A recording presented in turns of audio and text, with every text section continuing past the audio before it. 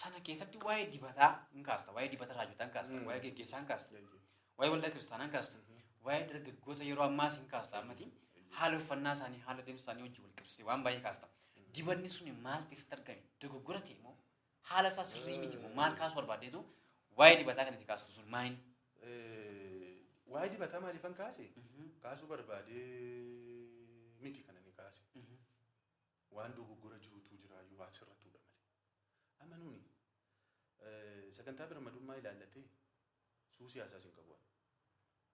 Beekamtii isa barbaacha miti. Beekamtii tuun barbaade faarfannaa sana caalaa kan na beeksisuu jira yaadu. Beekamtii sin barbaadu duruma saayu. Waan ani barbaadu Yesuus akka inni beekamu barbaada. Waan miidiyaa kanarratti haasawu malee fi kan namni na fudhatu miti. Gola kottis kan Yesuus beekamee nan beekamaan. Lafa Yesuus jiru beekamtiin jira. Yesuusin dudubattan biseera taanaan immoo beekamtiin jiru. Ani kanan beeka. Obboleessa ko miidiyaa irratti amma miidiyaa sana suusiisaa qabaaddeetu hin ta'ini. Achirratti wantoota kana kakkaasu dhimma dibataas yoo ta'e dibati hafuura qulqulluudha kakuu haaraa keessatti. Dibati wanti biraan jiru hafuura qulqulluu kan ammoo namannaa kenna miti. Namanna diba miti namannatti dhooba miti. Sii galee? Saa namoonni waa argachuuf jedhanii zayitii dibataa maal dibataa minaamin dibataa hin jiru obboleessa ko sittan hima. Zayitiin guyyaa irraa Yaaqoob keessatti duwwaa barreeffamtee jirti. Isa ijaarsa waldaa duwwaadhaa kan inni eeyyamamu isaantu seekiriitii waan ta'e waan dhokataa wayii tokko rakkina addaa tokko yoo qabaatte si dibanii si kadhatu. Ala kan isa ala mandara keessa deemtee namni natti hin dhoobdu. Ilaama waa tokko sitti. Sabii keenya sasaan jedhan sana dibachuu dhiisee dhuguu yoo barbaade. Anarratti garuu hojjetu waa tokko sitti hima. Wangeelli kun dhugaadha ergan jenne dhugaadha. Dibati kakuu haaraa hafuura qulqulluudha. Hafuura qulqulluu immoo bishaaniin namatti darba miti. Bishaaniin miti zayitiidhaan miti. Dibata zayidhaan kana sasaanarratti baadiyyaan magaalaa gowwoomsan kana miti. Hafuura qulqulluudhaan hin guutamtu nuun jedheera hin kadhannaa xinnaan guddaan beekaa wallaalaan hafuura qulqulluun walii kadhadhaa sana sagattare. Maali wajaa? Wayqa akkas miti. Obboleessa koo akkas miti. Namatu bishaaniin yookaan zayitiidhaan sitti darba miti bittee. Maali gabaadhumaati akkuma dhanneedhuma waa wayi binnu bitaa irraa marra bitaa irraa namni keenya. Inni hin qabne bakka bitochuudha hafuura qulqulluun argatu hin dibamochuudha. Amma mee fayyisa yoo jennu yookaanis hin dibasa jennu ayyaana namatti dabarsasa jennu eessatti gurgurama moodhaa eessatti gurgurame innaan immoodhaa kakuu aaraa moo kakuu moofaa keessatti gurgurame. Inni lammaffaa immoo kakuu aaraa keessatti eessatti kan isaan zayitii namatti dibanii ayyaana namatti dabarsan yoo jiraate morma koo naqee kakuu aaraa keessatti hin jiru.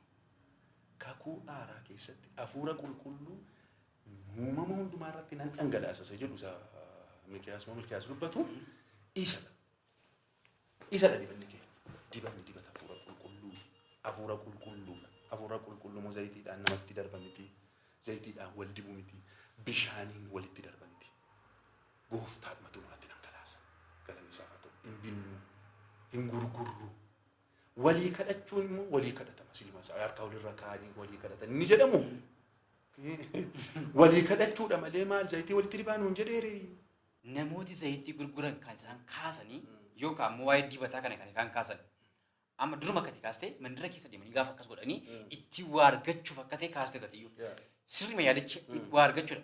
Waa'ee gurgurtaa tuttuun deebi'anii waan qaban irraa sii kennuuf jecha ayyaana fan irraa sii hiruuf jecha isa akka Paawulos gaaddidduun isaa namoota fayyisaa ture sana isaan immoo waan qaban kana isaan amma qaban ofirraati of kennuu miti yookaan immoo suufii isaaniitti dabarsanii kennuus hin danda'u. Garuu maal gochuu dandeenya jedhu gaafa kaasanii sii kaasaa jiru. Ani amma zayitii gurguraa jiru. Ofii kootii warra akkasii keessa miti. Gaafatu gaafii sii kaasan yaada isaan sii kaasan jechuudha. Ayyaana kana irratti kadhannee fayyisuu kana irratti kadhanneetu kennina.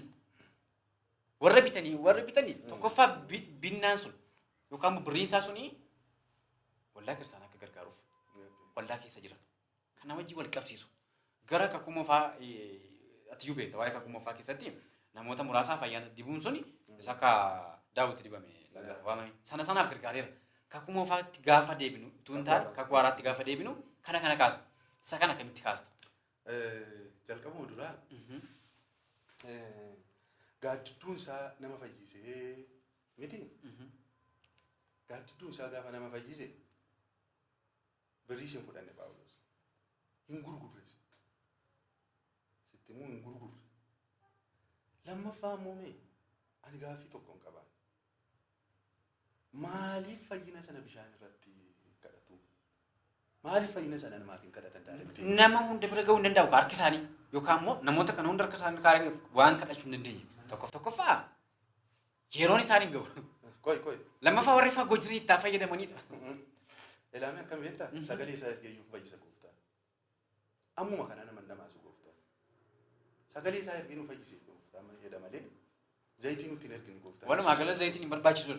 Hin barbaachisu. Yoo gurgurtaa ta'e immoo warri harree miidhanii gubbara maayini isteejii gubbara dhaabachisanii utuu isheen midhaan baattee jirtu caarataa moo maayini irratti gurgursan sun gabaa geggeessan jiru. Hankeenya immoo gaafaas deebinee zayitii gurgurruu manuma waaqayyoof oolchina immoo kan jedhamu jira. Isa kana akkamitti ilaalte? Isaan suni gami lamaanuu mana waaqayyoof waan ta'eef. Isaan sunis gaarii godhanii siin jiru. Dhaggeeffadhu. Bara kokoomaattis bara kakwaaraattis harree waltajjira dhaabanii kan gurguran jiran waan ta'eef harree gurguran jiru yoo ta'e gabaa keessanii haa gurguran. Ilaamma waldaa kiristaanaatiif hin kennama kennaa. Kennuma sana gabaatti dhiyeessan. Qoy dhaggeeffadhu. Kurnoon hin kennama. Hangafi hin kenna. Amma abbaan koo hangafa sawa hin kenna. Kanaan dura nan beekaan. Harree keessaas yoo isheen 10 guutte tokko hin kenna. Hangafa wanti jedhamu jira. Hangafas hin kenna. Dhufaniitu waldaa kiristaanaatii dhufanii ani kana ni beeku jechuudha. Ani kana ni beeku. Waldaa Masira Kiristoos keessa ijoollummaadhaan tureeraanii amma guutuu wangeelaa keessa kan hin jiru. Sawa sana sawa kennamte sana gabaama keessanii gurguru. Waldaadhaaf.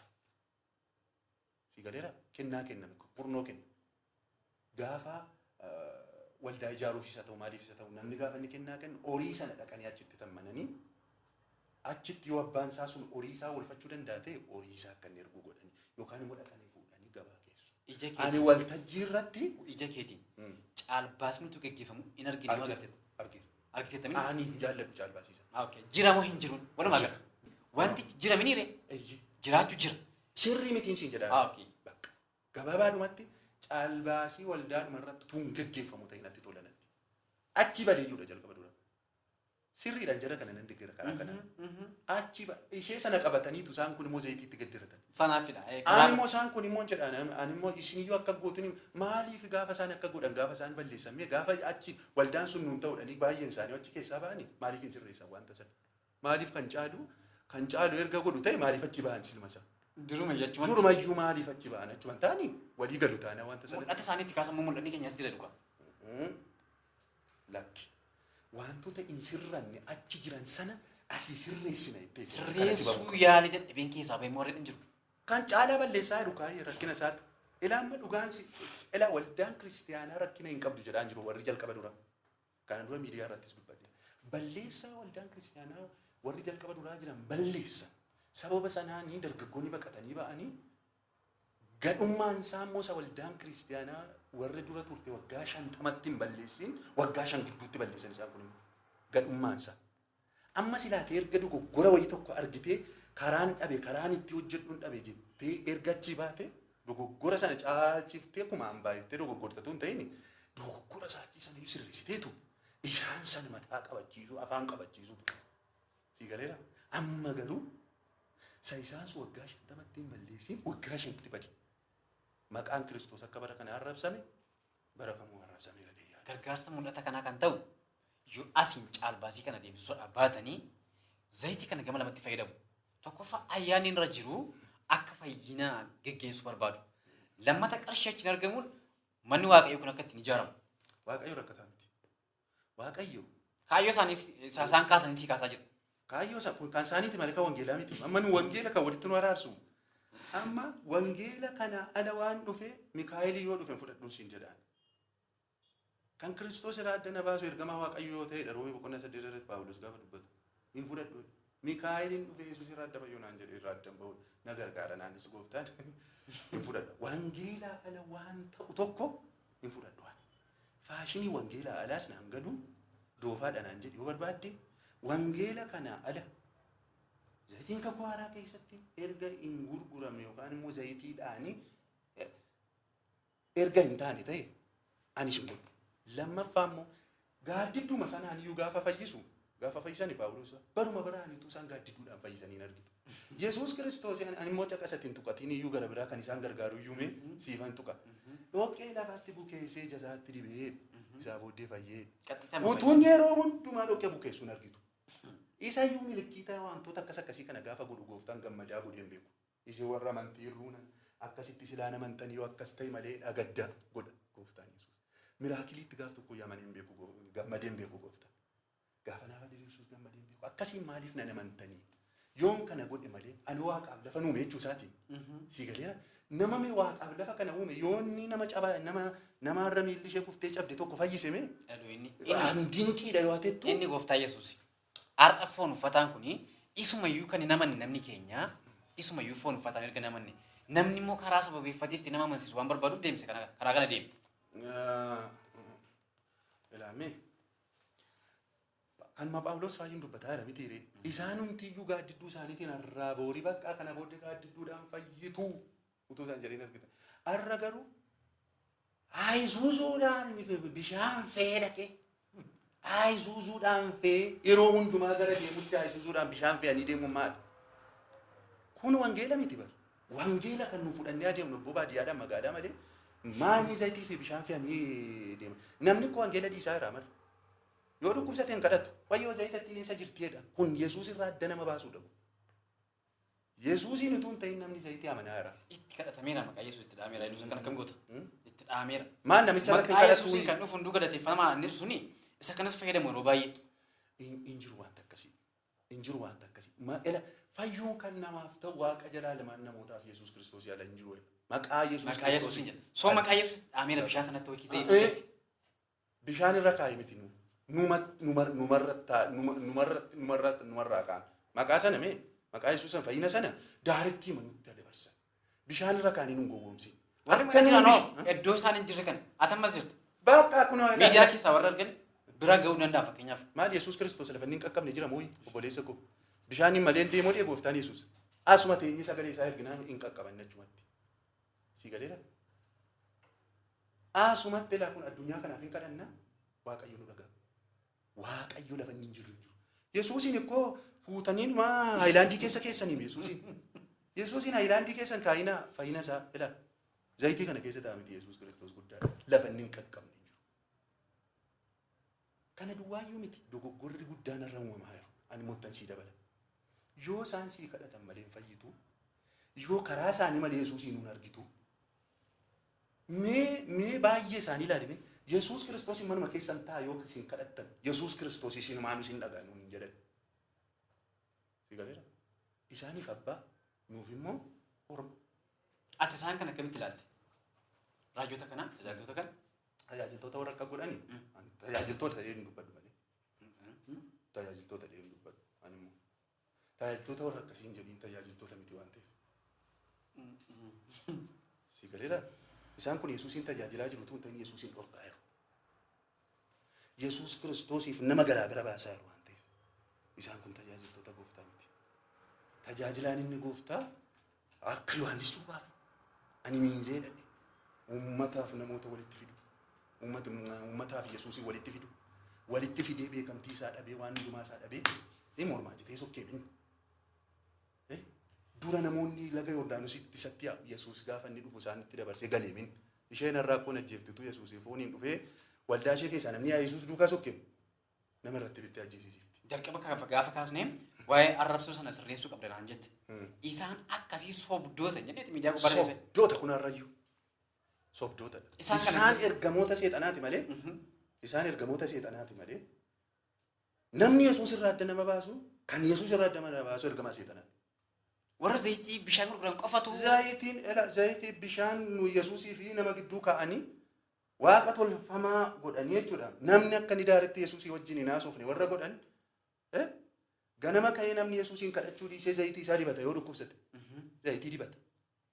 Warri dibata kana gurguranii zayitii kanaa tokkoffaa fudhatanii gaafa galan Yesuus Kiristoos fayyisaa akka ta'e amananii zayitii kanas amanaa jiru. Irratti kadhannee fi waan erginuu fi amananii itti fayyadamu. Deebanii immoo dhufanii dhugaa nuu ba'u. Lammatammoo kan nuyi gurgurru zayitii jambinnaa qodaasaa dhimminnaa sababii qodaa kanaa fi kan zayitichaa birrii fuuna malee sababii kadhannee fi miti. Eesh erga akka ta'e. Yaadota lamaan kana kaasu. Okay erga akka ta'e maaliif zayitii birriidhuma 20 wayii tokkoon bitamu maaliif 1,000 gurguru? Abbaa jaallate kennaa nama jaallate miti. Inni kuni inni abbaa 1,000 jira. Inni abbaa 100 jira. Inni abbaa 200 jira. Argeera. Mana isaanii dhaqee. Zayitichumatu gurguddaan bitame. Warri kumaan bitamanii naannaa 300 waan bitamaniif isaan kun immoo maan zayitiin birrii 800 bitame zayitiin eessa jira? Garaa dhukaa akka kaasanitti. Miti kaayela lama waliif agar. Liitiriin amma maal mana qabnaaf nuun. Zayitiin liitiriin 5 irra immiyaa inni jedhamu jechuudha. Birrii 420. Inni sun liitiriin 5 waayiraa zayitii yookaan immoo zayitii jersaa jedhamu. Maa inni kan birrii 300 irra darbuun siin jedhan. Isayyuu maal guddaa isaa amma sadheera amma kanaa nutti gurguru maal? Bilqaaxii amma kanaatti kan isaan buusan. Obboleessa koo sittanii ma. Saayisiin isaa waliin caa. Inni kuni baay'ee irratti kadhatameera ta'a. Ani hin beeku Yesuus xinnaa guddaatu jira ta'e mana isaanii ani hin beeku. Ati yoo akkamitti raajota isaan kana sobdoo ta'etti maal sababeeffatee namoota itti faradde? Hundee wangeela wajjin inni wanti jira sobaa. Abbaa firdii immoo maal si godhe? Ani yoo man faradde wangeelichatu isinitti faradde gooftaan Yesuus Kiristoos. Isaan kun sobdota hin jennee ati? Warri Yesuus wangeela kana ala kan dhufu ni kan keenya mitedha Yesuus. Sobduudha wangeela ala kana deemu qabu. Isa Yesuusti jedhee caaffanni qulqullaan abbaan firdii eenyudha? Sanaan jedhu. Abbaa firdii wangeeluma sana. Wangeela sanatti kan hin jiraanne karaa gara biraa kan dhufu hin hattuudha jedhaan Yohaannis boqonnaa 10 irratti. Siinoo anan si jechaa jiru. Ani immoo ati yennaa barsiistu isaan akkasii kun barsiisa kee qofaa miti. Ammumayyuu jedhan. Isaan kun tajaajiltoota miti sobdoo ta'e. Abbaa firdeenyu si godhe. Wangeelatu wangeelaa wajjin adda kan wangeelaa wajjin kan hin deemne kamuu hattuudha. Inni jireenya keeta, inni nagaa keeta, inni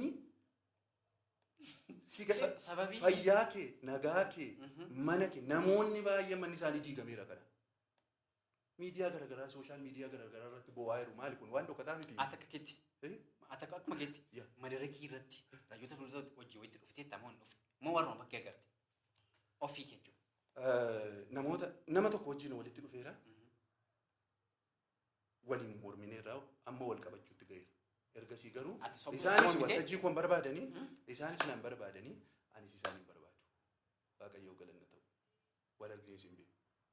Ammaaf waltajjii tokkorra wajjin isin tajaajilu booris wajjin hin tajaajilu miidiyaa isaanii irratti isin argamu si galee hin godhu kana yoomiyyuu si galeera. Kun amma aarsaa guddaa akka nama kafalchiisu beeka. Kanaan duras kana wallaalee miti kan hin godhu. Waa wangeelli hattuudha jedhu hattuudha hin jedhu. Waa wangeelli sirriidha jedhumoo sirriidha jennaan. Isa ilaa ati amma qoy wangeelli mee? Qoy waa wangeelli akkas jedheef jette. Gara duubaan garuu walitti hin faradinaa.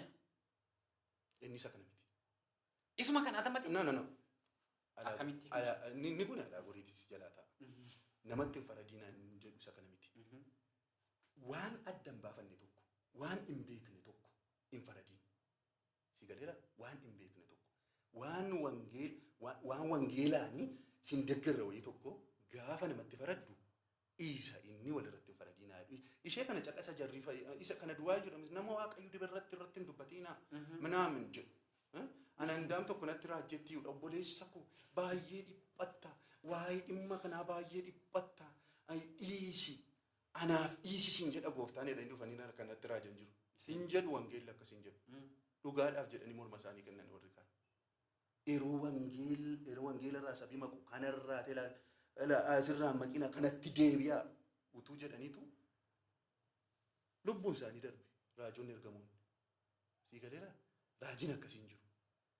Waan soba ta'e tokko immoo soba kun wangeelli waan inni soba jedhu soba malee callumanaa kan himaa gooftaa bakka gooftaan nuti tafara dukaa maal goona hin jedhamu. Gara dubaatti. Yoo simoo maaliif an tajaajilaa? Haasaa kee gara dubaatti deebisa. Gaggeessitoota kana mataan isaanii naanneera kan jette sila gaggeessaa waldaa kiristaanaa gooftaa Yesuusi. Saba kana wayima gaggeessitoota kana keessa Yesuustu hin jiru moo maal ibsuu barbaadee kette? Gaggeessitoonni hundumtu har'a gaggeessitoonni hundumtu gooftaatu isaan waame deeyyaadha. Tu gooftaatu isaan waama ta'eeti tu isaan gooftaan isaan waame jennaanidha ta'e silaati wanti nuun har'a mataa nu tatu kun mataa nu tatu ture. Sii galeera har'a wanti dhokataan maaltu jiraan dhoksaa miti inni kaan firaan inni kaan immoo calluma dheeduma waan manni sadarkaa barumsaa fa'aa xinnoo mashee fa'aa waan inni barateef sababoota adda addaatiin kan namoonni har'a gaggeessitoota ta'an yookaan immoo poozishinii mafaa kan jaallatan yookaan immoo aangoo mafaa kan jaallatan jiru. Garee fa'aa uummatanii fa'aa kan gaggeessaa ta'an jiru irra waldaa kiristaanaa keessatti bu'aa adda addaatiif jechuudha. Warra akkasiiti kan mataan naanneessanii har'a kan irra waldaan kiristaanaa boca akka isheen qabdu kan isaan godhan ergama ishee akka isheen irraanfattu kan isheen kan godhan warroota akkasii kana tokko warra soobdoota kana lammaffaa immoo gaggeessitoota sirrii hin taane gaggeessaa jechuun mataadha sii galee kanaafan mataa siin jedhu isadha kan waan hundumaa dura bu'ee kan hojjetu waldaan sun waldaan tokko gaggeessaa gaarii argatteetti taanaan mataan ishee nagaa dhugaan siin jedha bakka wanti hundumtuu bareedaadha jechuudha. Warri sabni muudee sabni nuu taadhanii gaggeessitoota godhanichi kaawwatan isaan gaggeessitoota jedhaman. Sabi mee amma haa beekanis haa wallaalanis nu gaggeessu ni kaawwataniiru. Amma inni kun doktiriinidha. Inni kun doktiriinidha. Bifa adda addaatiinidha amma waldaan kiristaanaa. Hedduu bal'isaatti garaagarummaa qabu. Doktiriinii adda addaa qabu. Isa kana utuu akkas ta'e gaariidha deeyyaadha. Maal utuu ta'e naan jedhu. Utuu maal ta'e?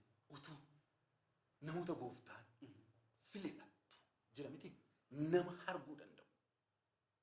Kan gooftaa biratti kan gooftaan barbaadu ija gooftaan ittiin ilaalu ija isaatuu qabaanne tuucinne baay'ee gaariidha. Kun immoo kadhannaadhaan. Kun utuu ta'eeti. Asirratti gaa wanti namni filatee Saa'olii ni filatanii naan ta'uu dide. Maal Saa'olii koo waaqumatti filamni? Akkas miti.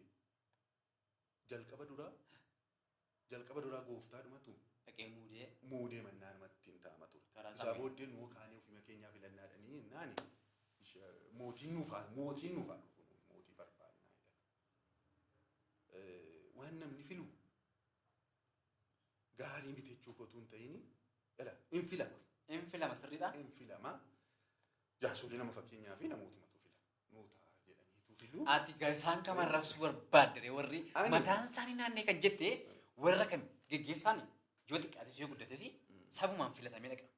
Lafa dhabuusaa. Amma ta'ee yaadi waaqayyo keessa haa jiraatu. Warra mataan naanna'uun isiin jedhu. Warra kam isaan? Amma ani koo deebiin koo baay'ee miti. Deebiin koo baay'ee miti. Naannee deebiinsaa tokko malee. Akka wangeela kiristoositti kan geggeesse isa kan mataan isaa naannee. Gara fuulduraatti si deebisa laa. Waa'ee isaa sobdoota sadhu sanaatti jiru. Gaafati raayyoota tokko kaastee gaafati gaafattu. Gaafa deemnu konfireensii goonuu lubbuun haaraa gara waaqayyo gara gooftaa Yesuus Kiristoosiin fayyisaa godhachuutti deebi'u. Namni tokko immoo gaafa kufeessi gaafa jirus yeroo gaafa dogoggorus gaafa dogoggorisi kanuma gooftaa isaati nama mitire. Isaan kunoo karaa ta'aniiru warra lubbuu haaraa fiduutiif bu'aan kun argameera. Fakkeenyaaf ergamaa kee ta'uuni konfireensii gaafa deemnu iddoo dhaqnee sanatti lubbuun haaraa gaafa argamu gara waldaa keessanii deemaatii harka kennan achitti duukaa buttu ta'a. Barumsa baradhaatii waldaatiif miseensa ta'aatii achitti tajaajilamaadhanii hin geggeessan akkas godhedha. So karaa fayyinaa namoota kanaa ta'aniiru. Hunda isaanii walitti qabne sobdoota akkamitti jedhama? Maqaa namaadhaa hundi dhorkaadha. Dhorkaadha sirrii. Fakkeenyaaf kaasee. Nama maqaa nama tokko hin dhoofne. Amma ergamaa Getaa'uunitti. Fakkeenyaaf kaasee. Ergamaa Getaa'uuniin dhimma isaa sa'uus hin barbaadu. Inni ofiisaa wanta sana keessa jira taanaani abbaan isaa of sirreeffata.